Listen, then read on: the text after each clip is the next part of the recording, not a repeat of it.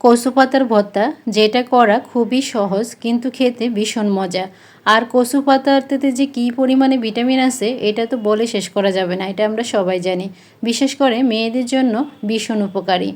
কচু পাতার সাথে বেশি পরিমাণে পেঁয়াজ কুচি, রসুন কুচি, কাঁচামরিচ, লবণ, একটুখানি হলুদের গুঁড়ো আর একটুখানি মরিচের গুঁড়ো, সাথে একটু পানি দিয়ে এইভাবে সিদ্ধ করে নিব।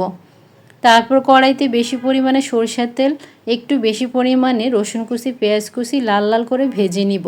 সাথে একটা দুইটা শুকনো মরিচও দেওয়া যায়। ওই মুহূর্তে আমার কাছে ছিল না, এই জন্য আমি দেইনি। এখন কচু পাতাটাকে দিয়ে ভালোভাবে নাড়াচাড়া করে মিশিয়ে ভাজা ভাজা করে নামিয়ে নিব। এই ভর্তাটা করা খুবই সহজ আর তেমন কিছুও লাগে না, কিন্তু খেতে ভীষণ মজা লাগে। গরম ভাতের সাথে এই কচু পাতার ভর্তা, সাথে এক পিস লেবু আর দুই একটা ভাজা শুকনো মরিচ থাকলে আর কিছু লাগবে না। আমার রেসিপিগুলো আপনাদের কাছে কেমন লাগে অবশ্যই আমাকে জানাবেন।